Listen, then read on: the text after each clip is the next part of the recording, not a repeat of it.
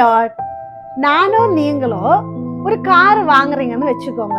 பயங்கர லக்ஸரியான காரு, ரொம்ப ஸ்பெண்ட் பண்ணி இருக்கிறோம், ரெஜிஸ்ட்ரேஷனுக்கு ரொம்ப ஹார்ட் ஒர்க் பண்ணி இருக்கிறோம். ஆனா இப்போ அது வாங்கிட்டோம். ஆனா வாங்கினா முக்கியமான ஒரு பொருள் இந்த வண்டி ஓடுவதற்கு தேவை.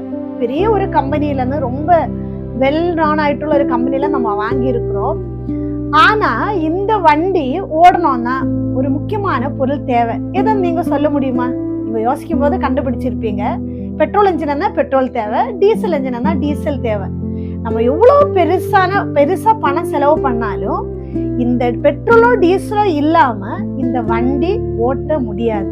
இது போலதான் தேவனுடைய பிள்ளைகளா இருக்கிற நானும் நீங்களும் தேவன் நமக்கு வைத்திருக்கிற சட்டத்தின்படி நம்ம செயல்படாவிட்டால் அதன் நிமித்தமாக எந்த பிரயோஜனம் இல்லை. பாருங்க, 2 தீமோத்தேயுவின் புத்தகம் 2வது அதிகாரம் 5வது வசனம் இப்படி சொல்லுகிறது: மேலும் ஒருவன் மல்யுத்தம் பண்ணினாலும் சட்டத்தின்படி பண்ணாவிட்டால் முடி சூட்டப்படாது.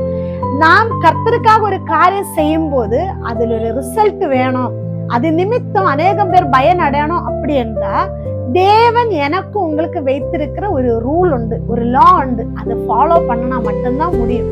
நான் இன்னொரு நபரை பார்த்து டீசல் என்ஜினுக்கு நான் பெட்ரோல் போட முடியாது, பெட்ரோல் என்ஜினுக்கு நான் டீசல் போட முடியாது. இன்னொரு நபரை பார்த்து என்னுடைய ஓட்ட நான் ஓட முடியாது. எனக்கு தேவன் யூனிக்காக வைத்திருக்கிற அந்த தனி அழைப்புக்கு நான் கீழ்ப்படிந்து அதன்படி நான் ஓடும் பொழுது என் மூலமாக தேவனுடைய நாமம் மகிமைப்படும், அநேகம் பேருடைய வாழ்க்கை ஆசீர்வதிக்கப்படும். நான் உங்களை உற்சாகப்படுத்துகிறேன், யாரையும் பார்க்காதீங்க. தேவன் எனக்கும் உங்களுக்கு வைத்திருக்கிற ஓட்டத்தை கர்த்தரிடத்திலிருந்து கேட்டு பெற்றுக்கொண்டு உண்மையா ஓடுங்க.